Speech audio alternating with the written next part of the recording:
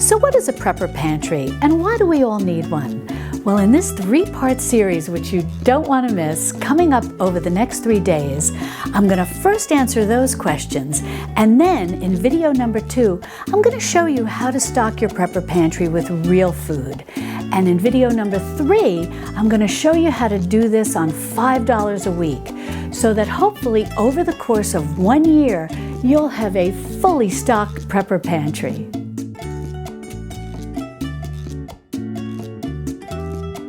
Hi, sweet friends. I'm Mary, and welcome to Mary's Nest, where I teach traditional cooking skills for making nutrient-dense foods like bone broth, ferments, sourdough, and more. So if you enjoy learning about those things, consider subscribing to my channel, and don't forget to click on the little notification bell below. That'll let you know every time I upload a new video. So what is a Prepper Pantry? I think the first thing we need to ask ourselves is, what is a prepper? And basically that's just a nickname for someone who likes to be prepared. And what exactly is a prepper preparing for? Well, it could be any kind of emergency. It could be a small emergency, or it could be a large emergency. It could be something related to bad weather, illness, job loss, or even something like what we're going through now with this national and worldwide emergency. So how does someone prepare for these things? Well, that brings us to what is a Prepper Pantry. Well, in talking about creating our Prepper Pantry, we really need to distinguish between prepping and hoarding.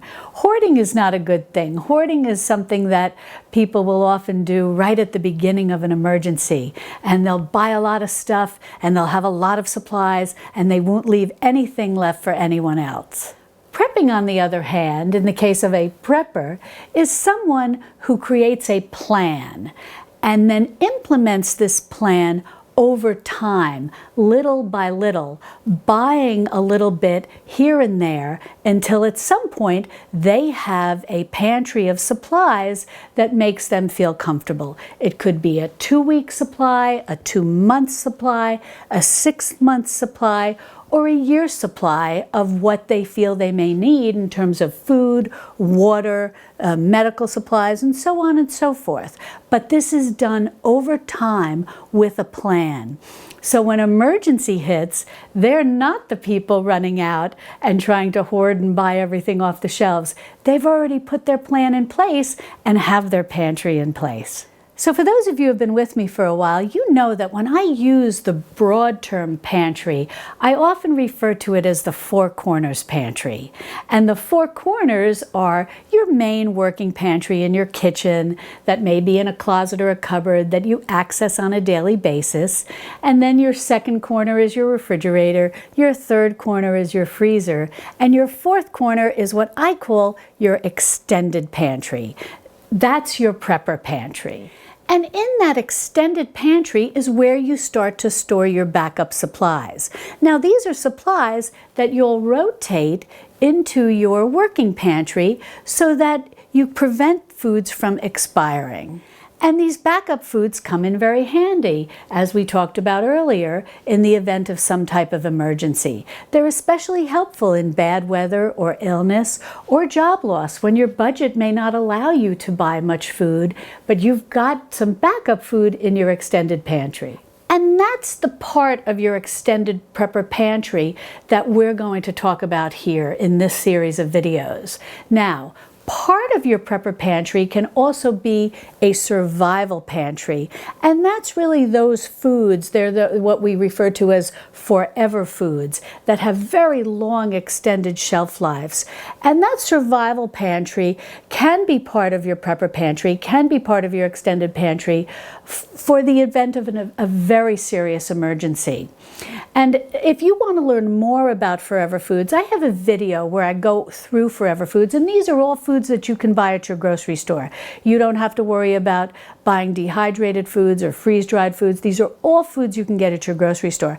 And I'll be sure to link to that in the description below if you want to think about eventually stocking forever foods as part of your Prepper Pantry for your survival pantry. But today what I want to focus on are those putting together the system of those foods that are going to basically be backups for the more common emergencies, as I said, are like weather, illness, job loss, or what we're going through right now. Now, the first thing that you want to think about when you're putting your Prepper Pantry together is how many supplies you want to eventually build up in that pantry, how much food and water you might need, medical supplies, so on and so forth. And then you want to think of where you can store this in your home. Might you have an underused closet where you can put in some shelving?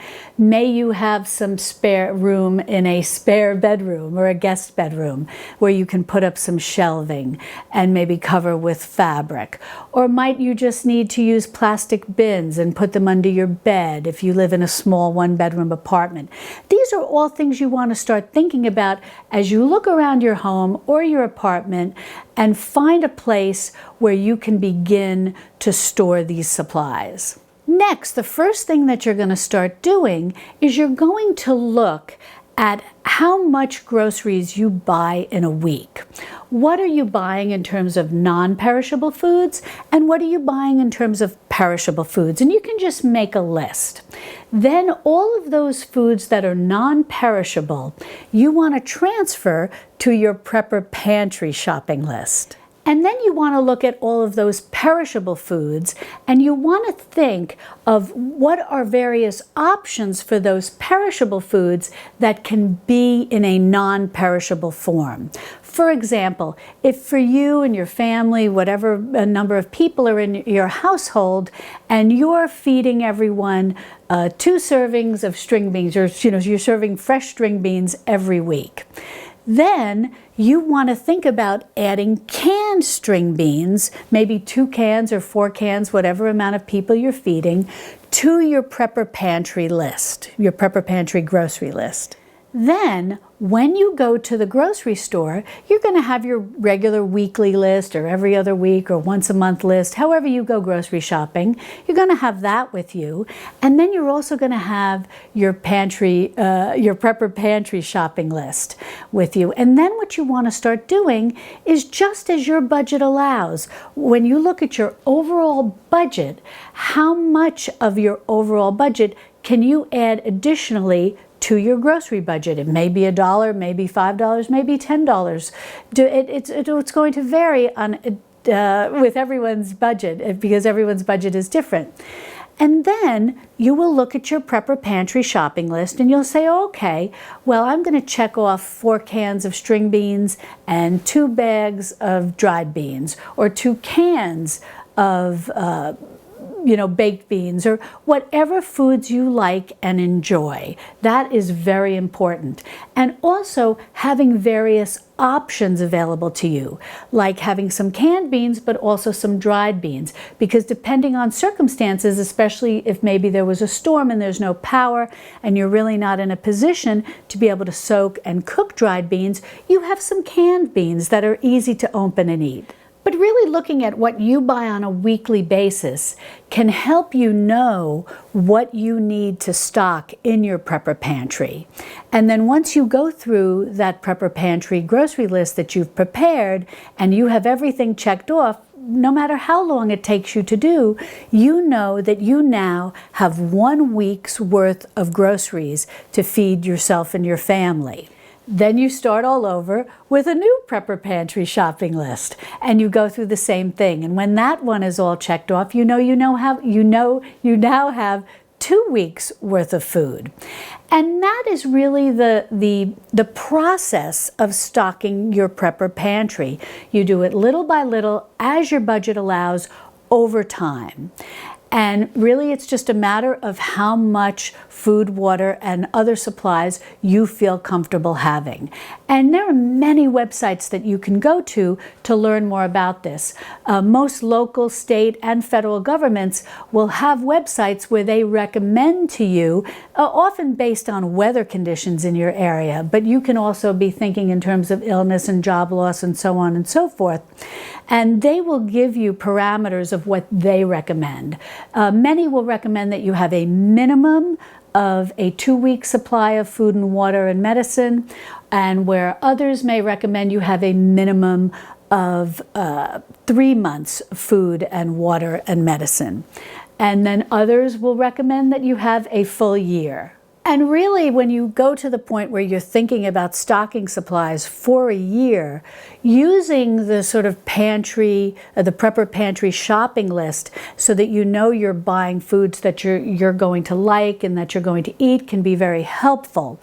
But if you want something that does sort of all the general calculations for you, there are websites, which I'll link in the description below, where you can simply type in how many adults are in your household and how many children are in your household. I think they often estimate under the age of 12.